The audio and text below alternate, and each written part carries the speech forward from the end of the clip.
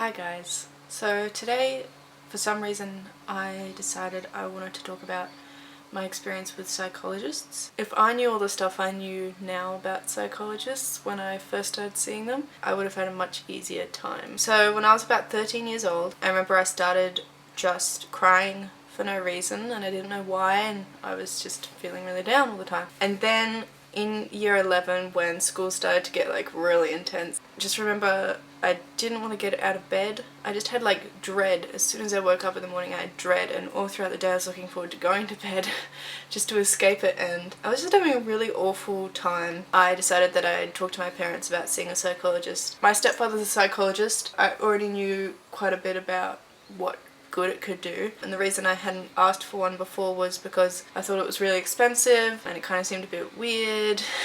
Turns out you can go to the doctor and get a referral for 10 free sessions given to you by the government, which I didn't know. So I went to my first psychologist. I didn't like her very much at all. She seemed to just like see me as a problem that she had to fix straight away. In the first session she diagnosed me and then given me all these pieces of paper with the symptoms, and which wasn't what I was really there for. Because my stepdad was a psychologist, I kind of had this idea in my head that you're meant to like talk about your problems and stuff. She didn't seem like she wanted to get to know me or like form a relationship. Some psychologists work that way and some people go to psychologists for that, but that's not what I wanted. And there was this moment where I'd spent the whole session complaining to her about high school and about the stresses of high school, and at the end she goes, "Now I'm gonna give you some homework."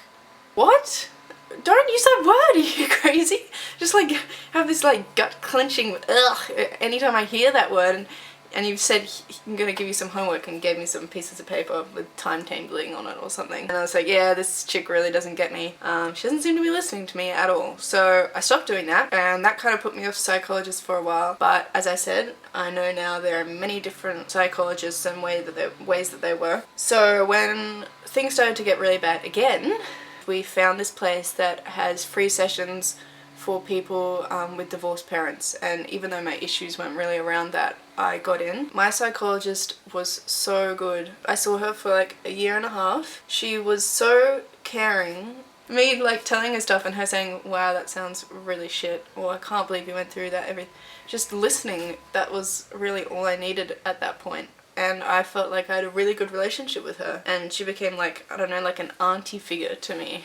But then something happened, I don't know what, but she decided she was going to quit. I started to freak out because even though we'd talked through so much, I definitely wasn't ready to be without a psychologist. So she had to just kind of push me onto someone else, and I really didn't like that idea. Had our last session, I got her a bunch of flowers. She told me that she'll keep an eye out for my name on the credit screen at the end of the film, and that was very emotional for me.